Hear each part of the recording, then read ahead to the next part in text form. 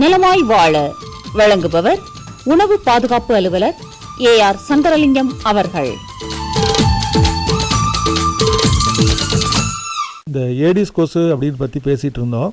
Aedes கொசுவோட வாழ்க்கை சக்கரம் எப்படி அமைஞ்சிருக்குன்னு நம்ம தெரிஞ்சுக்கிட்டோம்னா, அந்த கொசுக்களிலிருந்து நம்ம அவங்களோட வாழ்க்கை அது பல்கி பெருகாமல் அதனை அழித்து நாம் இந்த டெங்கு காய்ச்சல் பரவாமல் தடுத்து விடலாம். அதற்காக நாம் இன்று ஏடிஸ் கொசுவின் வாழ்க்கை சக்கரம் எப்படி செல்கிறது என்று பார்ப்போம். இந்த ஏடிஸ் கொசுக்கள் முக்கியமாக நல்ல தண்ணீரில் மட்டும்தான் முட்டைகளிடும். அந்த முட்டையிலேருந்து வெளிவரக்கூடிய புழுக்கள் பின்னர் கூட்டுப்புழுவாக பருவமடைந்து அதற்கு பின்னர் கொசுவாக உருப்பெறும். ஒவ்வொரு ஸ்டேஜ் இருக்குது, 4 ஸ்டேஜ் இருக்குது. முதல்ல முட்டை பருவம் இருக்குது, அடுத்து புழுக்களாக அவை மாறும். அந்த புழு மறுபடியும் பியூப்பா ஸ்டேஜுக்கு மாறும், கூட்டுப்புழுவாக மாறிடும்.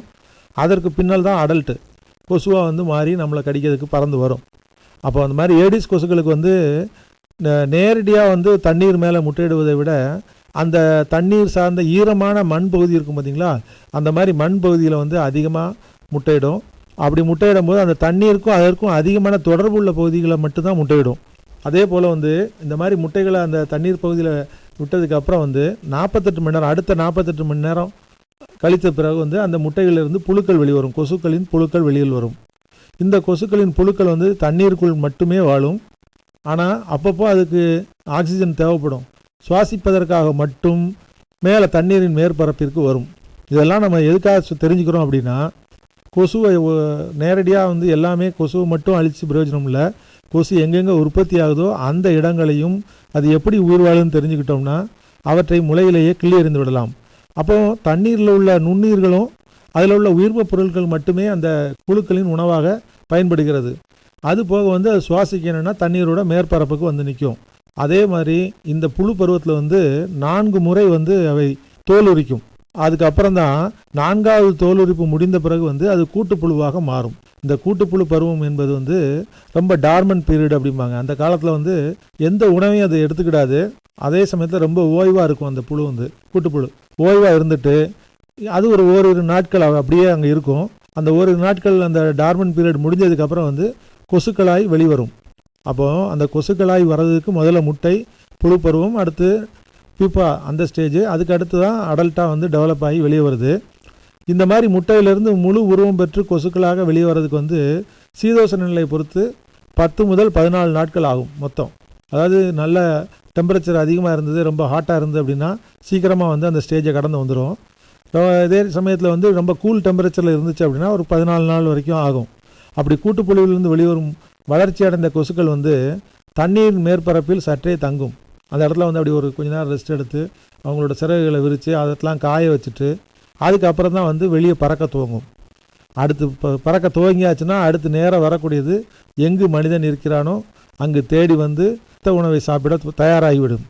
இந்த மாதிரி ஒவ்வொரு ஸ்டேஜ்லேயும் அதை அழிக்கலாம். தண்ணீரில் அந்த புழுக்கள் மேலே மிதக்கிறதுனால தண்ணீரில் நம்ம ஆயிலை மிக்ஸ் பண்ணி விட்டோம். எங்கெங்கே தண்ணீர் தேங்கியிருக்கோ அந்த இடத்துல முதல் நம்ம செய்ய வேண்டியது பார்த்திங்கன்னா, தண்ணீரை அந்த இடத்துல தேங்க விடாமல் பார்த்துக்கலாம். அப்படியே ஒரு குளங்குட்டையாக இருக்குது, தண்ணீர் தேங்குற இடத்துல ஸ்டில் வாட்டராக இருந்துச்சு, அதில் புழுக்கள் தெரிஞ்சுது அப்படின்னா மேலே ஒரு ஃபிலிம் லேயர் ஏற்படுற மாதிரி எண்ணெயை ஊற்றி விட்டோம் அப்படின்னா கொசுக்கள் சுவாசிக்க முடியாமல் அப்படியே உள்ளே செத்து போகும். அடுத்து முட்டை பருவம் டார்மன் பீரியட் தான். அடுத்து அடல்ட்டாக வந்ததுக்கப்புறம் நம்ம அதுக்கு நிறைய பூச்சி மருந்துகள் தெளித்து அந்த கொசுக்களை ஒழிக்கிறாங்க. இப்படி ஒவ்வொரு ஏடிஸ் கொசு எப்படி வளருதுன்னு தெரிஞ்சுக்கிட்டோம்னா அவற்றை ஒவ்வொரு ஸ்டேஜ்லையும் எப்படி நம்ம அழிக்கலாம் அப்படிங்கிறதையும் ஃபாலோ பண்ண முடியும். நலமாய் வாழ வழங்கியவர் உணவு பாதுகாப்பு அலுவலர் AR சங்கரலிங்கம் அவர்கள்.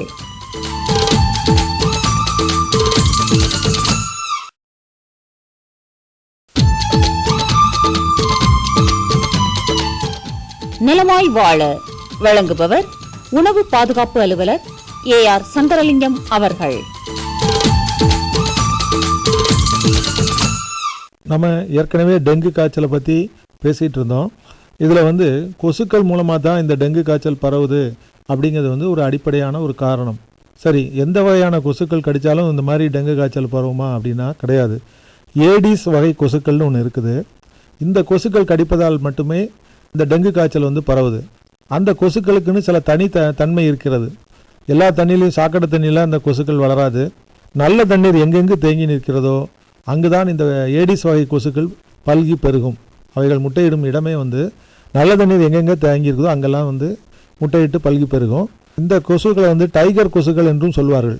என்ன காரணம் அப்படின்னு பார்த்தீங்கன்னா, மேலே வந்து ஒவ்வொரு புள்ளிகள் இருக்கும். அந்த கொசுக்களோட சிறகுகள்லையும் உடல்லையும் பார்த்தீங்கன்னா வெள்ளையும் கருப்புமான புள்ளிகள் இருக்கும்.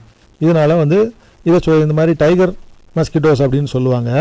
இந்த வகையான கொசுக்கள் வந்து பூமத்திய ரேகைக்கு அட்சரேகைக்கு 35 டிகிரி வடக்கு மற்றும் 35 டிகிரி தெற்கு இதற்கு இடைப்பட்ட பகுதியில் வளரும் தன்மையுடையன. கடல் மட்டத்திலிருந்து எடுத்துக்கொண்டால் சுமார் 1000 அடிக்கு குறைவான பகுதியில் மட்டுமே இந்த ஏடிஸ் கொசுக்கள் வாழும். அதுலேயும் பார்த்தீங்கன்னா இந்த கொசுக்களுக்கு வந்து பகல் நேரத்தில் நம்மளை கடிக்கிறதுக்கு பிடிக்கும். அதுவும் போக வந்து மனிதர்களை மட்டுமே இந்த ஏடிஸ் வகை கொசுக்கள் கடித்து அவங்ககிட்ட தான் அதோட உணவை எடுத்துக்கிடும். சில வகை கொசுக்கள் வந்து பார்த்திங்கன்னா மனிதர்களையும் கடிக்கும், சில செடிகளில் இருந்தும் அதற்கான உணவுகளை எடுத்துக்கொள்ளும். ஆனால் ஏடிஸ் வகை கொசுக்களை பொறுத்தவரை மனிதர்கள் ரத்தம் மட்டுமே அதற்கு உணவாக பயன்படுகிறது. அதுவும் போக பார்த்திங்கன்னா காலையில் அதிகாலை வேலை, அடுத்து அந்தி மாலை வேலை, இந்த 2 நேரத்துலையும் இந்த கொசுக்களோட கடி வந்து அதிகமாக இருக்கும். அது ஒரு தனித்தன்மை, அந்த கொசுக்கள் ஏடிஸ் வகை கொசுக்களுக்கு உரிய தனித்தன்மை. அதே மாதிரி இந்த ஒரு கொசு ஆனது வந்து ஒரு நபரை வந்து ஒரு தடவை கடிச்சிட்டு அதற்குரிய உணவை எடுத்துக்கொள்ளாது. ஒரு நபரை வந்து பல தடவை 4 முதல் 5 முறை கடித்தா தான், அதே போல் வந்து ஒரு நபர் கிடைக்கலையா அடுத்து வந்து அடுத்த நபர் இப்படி வந்து 4 நபர் வரைக்கும் கடிச்சிட்டே போகும். அப்படி கடித்தாதான் அதற்கான உணவு வந்து நிறைவாக கிடைச்சதா அர்த்தம். அது இந்த மாதிரி கொசுக்கள் ஏடிஸ் கொசுக்கள் கடிக்கும்போது ஏற்கனவே அவருக்கு ஒரு டெங்கு காய்ச்சலோட அறிகுறிகள், நோய் அறிகுறிகள் இருந்ததுன்னு வச்சுக்கோங்க. நபரிடமிருந்து அது பெற்றுக்கொள்ளும் இரத்தத்தை மூலம் அதிலிருந்து டெங்கு வைரஸ் வந்து அந்த கொசுக்களின் உடலில் சேரும். அங்கிருந்து அவற்றின் உமிழ்நீர் சுரக்கும் பகுதிகளுக்கு அந்த டெங்கு வைரஸ் அங்கிருந்து நகர்ந்து சுமார் 10 தினங்களுக்குள் அது அடுத்தவர்களை பாதிக்கும் அளவுக்கு தயாராகிவிடும். அத்தகைய கொசுக்கள் நம்மளை வந்து கடிக்கும்போது நமக்கு வந்து இந்த டெங்கு காய்ச்சலோட டெங்கு வைரஸ் வந்து நம்ம உடம்புல பரவிடும். அது வந்து டெங்கு வைரஸ் வந்து கொசுக்கள் உடலை அடைந்தோடனே குடல் பகுதியில் தான் முதல்ல பல்கி பெருகும். அப்புறம் வந்து ஒரு 10 நாள் கழித்து வந்து அதோட சலைவாக்கு மூவ் ஆகும், உமிழ்நீரில் வந்து பரவும். அப்படி உமிழ்நீரில் பரவக்கூடிய நிலையில் வந்து தான் அது அந்த கொசுக்கள் கடிப்பதால் வந்து டெங்கு காய்ச்சலுக்குரிய வைரஸ் வந்து மற்றவர்களுக்கு பரவும் தன்மை இருக்கும் அதற்கு. அதனால் இது வந்து மற்ற சாக்கடை தண்ணீரில் வளராது. நல்ல தண்ணீர் எங்கெங்கு தேங்குகிறதோ அங்கெல்லாம் இந்த வகையான கொசுக்கள் வந்து வளருவதற்கான சாத்தியக்கூறுகள் அதிகம். அதனால் வந்து நாம் வந்து நம்மளோட சுற்றுப்புறங்களை சுகாதாரமாக பார்த்து கொள்ள வேண்டும். நல்ல தண்ணீர் எங்கெங்கே தேங்குதோ, குறிப்பாக இந்த மழை காலத்தில் வந்து நல்ல தண்ணீர் தேக்கம் அங்கங்கு இருக்கும். அவற்றை உடனுக்குடன் நாம் அப்புறப்படுத்தினால் இத்தகைய டெங்கு வைரஸை பரப்பும் ஏடிஸ் கொசுக்கள் பல்கி பெறுவதை நாம் கட்டுப்படுத்தலாம். இதைத்தான் ஒவ்வொரு உள்ளாட்சி துறையிலும் சுகாதாரத்துறையிலும் அந்த கொசுக்களின் எங்கெங்கு கூடாரங்கள் இருக்கின்றதோ அவற்றை அழிக்கும் விதமாக கொசு ஒழிப்பு நடவடிக்கைகளை மேற்கொண்டு வருகின்றனர். நலமாய் வாழ வழங்கியவர் உணவு பாதுகாப்பு அலுவலர் AR சங்கரலிங்கம் அவர்கள்.